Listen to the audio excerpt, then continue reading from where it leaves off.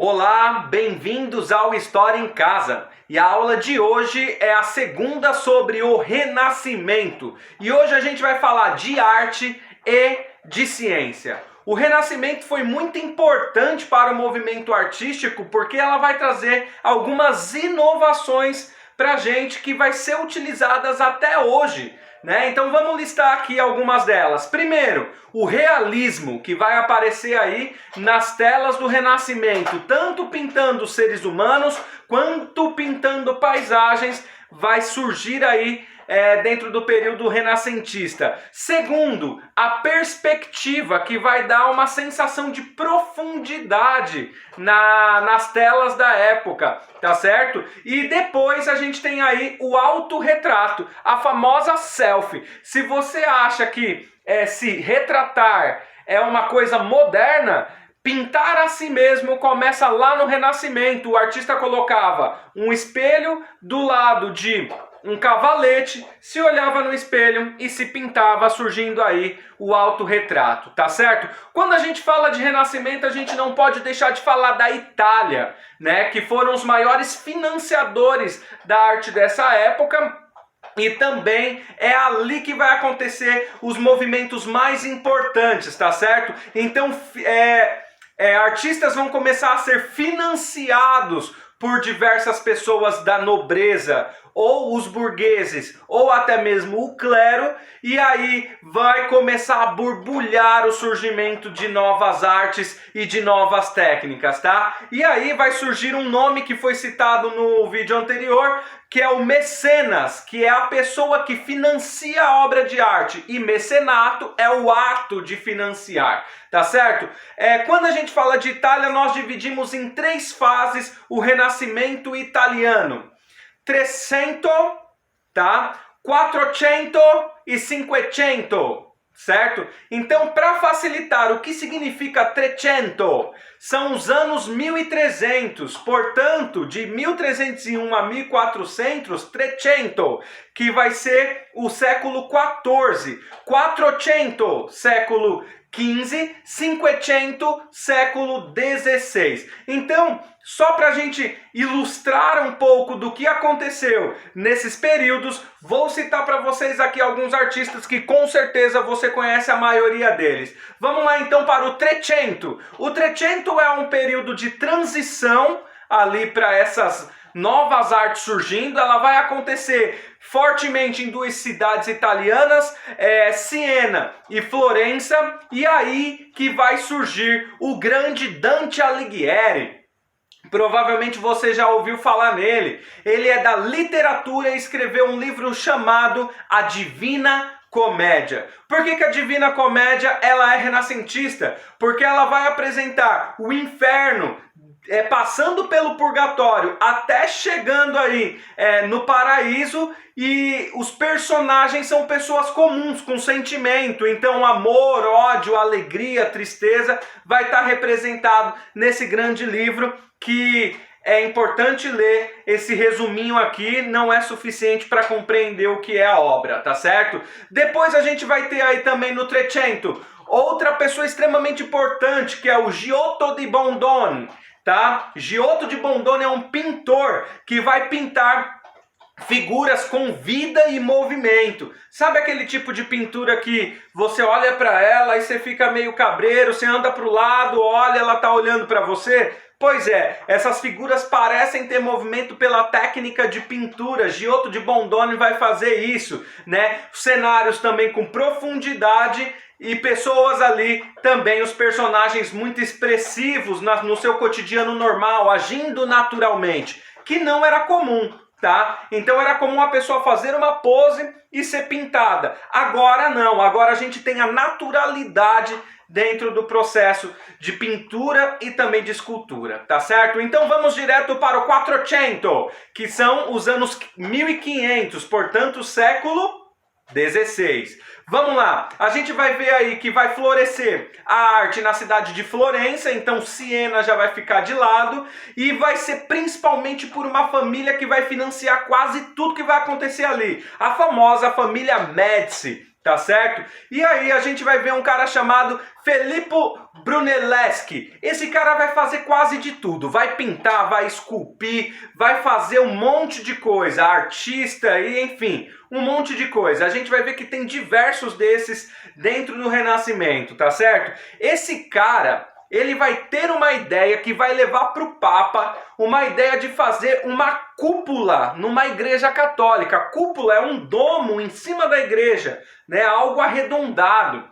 E aí o Papa vai falar assim, meu, você tem certeza que você consegue fazer? Ele falou, não, eu vou fazer, estudei muitos romanos, lembra da aula anterior lá, o classicismo, estudar o passado clássico. Aí ele estudou e entendeu lá algumas coisas que os romanos fizeram e quis colocar em prática, inovando ainda. E ele falou, vou fazer uma cúpula. O Papa falou, isso não vai cair. Ele falou, não, eu garanto, vamos fazer. Então, digita aí no Google, Filippo Brunelleschi, ou então Catedral de Florença, para você ver a obra dele gigantesca para cima da igreja aí, tá certo? Ou então Catedral de Del Fiore, que é a mesma igreja. Também no 400 a gente vai conhecer aí uma das tartarugas ninjas, Donatello. Saiba você que todas as tartarugas ninjas vai estar aqui dentro do processo de renascimento, tá certo? A primeira, no 400, Donatello. Donatello vai ser considerado o primeiro dos grandes escultores, então a gente vai ver aí a técnica maravilhosa dentro da escultura, mostrando os ossos, mostrando sombra e tudo mais, em peças únicas. Quando essas peças rachavam, colocava de lado e se iniciava de novo, tá certo? Uma obra muito famosa é Davi, por causa do seu vigor e realismo, tá certo? Mais uma pessoa dentro do 400 é Sandro Botticelli, pintor, tá? Que vai ter a inspiração primeiro na cultura greco-romana, que nós estudamos na aula passada, eu já citei aqui hoje, e depois na tradição cristã. Tanto é que a obra mais famosa, talvez, de Sandro Botticelli seja O Nascimento de Vênus. Muito linda, vale a pena pesquisar aí, que é baseada na deusa romana do amor e da beleza, tá certo? Vamos diretamente para o 500, e aí a gente vai concentrar em Roma, o 500, e vai aparecer nossa segunda tartaruga ninja. Na verdade aqui vai aparecer as outras três. Primeiramente Leonardo, que é o Da Vinci. Esse cara também faz de tudo. Ele projeta, ele pinta, ele esculpe, ele faz estudos de anatomia, certo? Então esse cara vai ser demais. E aí a gente vai ver que ele tem nas obras dele anatomia, perspectiva, luz, sombra, né? Aí a gente vai ver que é difícil citar a obra mais famosa de Leonardo, mas a gente pode citar aqui A Última Ceia e Mona Lisa, que são talvez aí as que mais ganham destaque, tá certo? Depois a gente vai ver aí a terceira tartaruga ninja, Michelangelo. Michelangelo, perdão, era escultor, pintor e também arquiteto. Ele ficou conhecido como poeta do corpo e esculpiu Pietà, extremamente famosa, e também um Davi, de 4,15 metros de altura, em pedra única, tá certo? Então, esse é Michelangelo. E ele também, a gente vai ver aí que vai pintar os afrescos da Capela Sistina no Vaticano. E talvez, a imagem que eu utilizei aí na primeira imagem, no primeiro vídeo, perdão, do Renascimento, talvez você conheça, que se chama Criação de Adão. Afresco não é uma tela, é pintado na parede, tá certo? Quarta tartaruga ninja, aqui dentro do 500, Rafael de Sanzio, conhecido como mestre das emoções medidas. Ele era um retratista, portanto pintava pessoas. Era o retratista oficial dos homens mais ricos e poderosos da sua época, tá certo? E aí, pra gente finalizar o 500, vou trazer um escritor, que é Nicolau Maquiavel. A gente vai falar bastante desse cara aqui. Ele escreveu um livro chamado O Príncipe, onde ele diria que onde ele mostra, na verdade, as ações de um governante para conquistar e manter o poder sobre uma nação, tá certo? Vai ficar muito conhecido. Lógico que o Renascimento não vai ficar somente na Itália. Então ele vai se expandir, vai sair da Itália para toda a Europa, tanto é que a gente tem influência na arte até hoje do Renascimento. Então a gente vai ver aí que como que ela vai sair da Itália? Ela vai ter um impulso graças a um invento, ou então o aperfeiçoamento, na verdade, de um invento chamado imprensa. Quem vai fazer isso é um cara chamado Johannes Gutenberg, que eu também citei na aula anterior. Ele vai criar prensa de tipos móveis, que vai ficar mais fácil a publicação de livros, tá certo? Vai facilitar aí.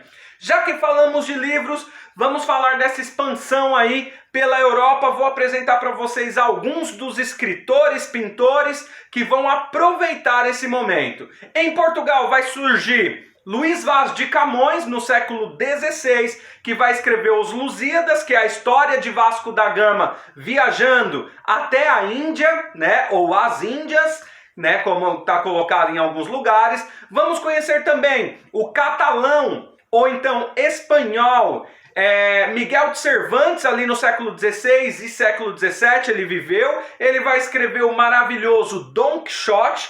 O Dom Quixote vai ironizar a cavalaria medieval com o personagem Dom Quixote, e com o personagem Sancho Panza vai ironizar o modo de vida burguês da época que ele vive. Então, isso é Renascimento porque está falando da vida real, tá certo?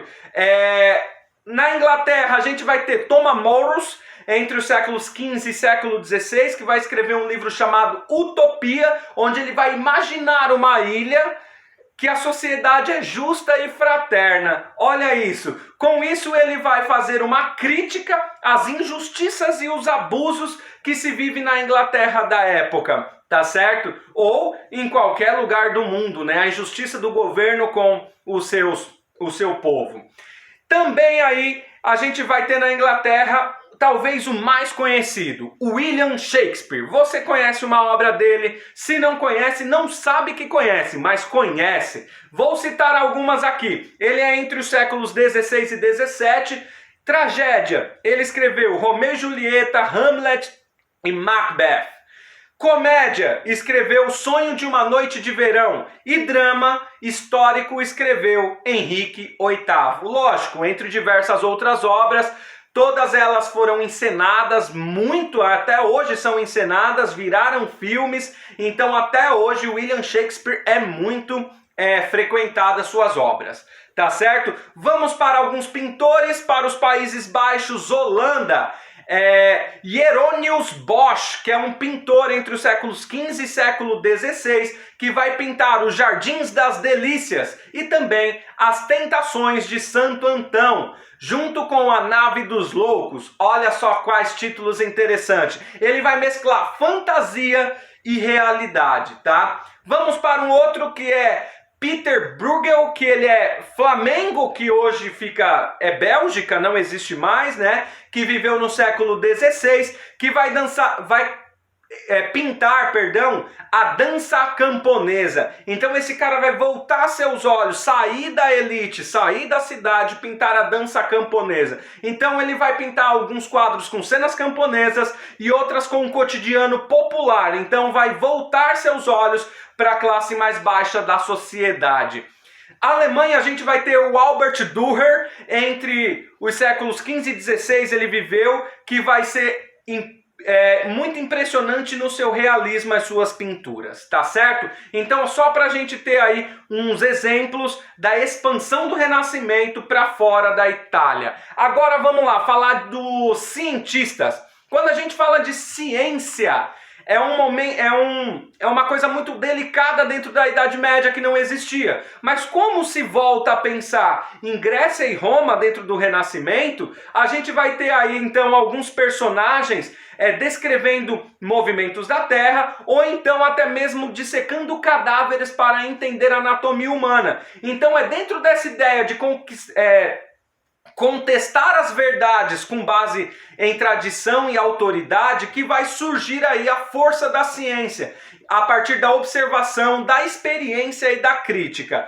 Cabe aqui um destaque para Andreas Vesalius, do século XVI, que é o pai da anatomia moderna, ou foi considerado pai da anatomia moderna, tá certo? Ele vai estudar as heranças do médico grego Galeno, que viveu na Roma Antiga. Então, um grego Galeno que vive na Roma Antiga fez alguns experimentos, e aí agora a gente tem Andreas Vesalius pegando esses estudos e dando sequência, e ele vai ter com base na dissecação de animais e macacos. Esse aí vai ser o Galeno. Então ele dissecava principalmente macacos para estudar, logicamente não deu certo, e aí a gente vai ter agora no século XVI a dissecação de pessoas mesmo para entender. E é aí que em 1543 é lançado The Humani Corpus Fabrica, né? Então a fábrica aí humana, como que é o corpo por dentro, com uma descrição precisa e detalhada da anatomia humana, que revolucionou a ciência daquela época, então a ciência moderna,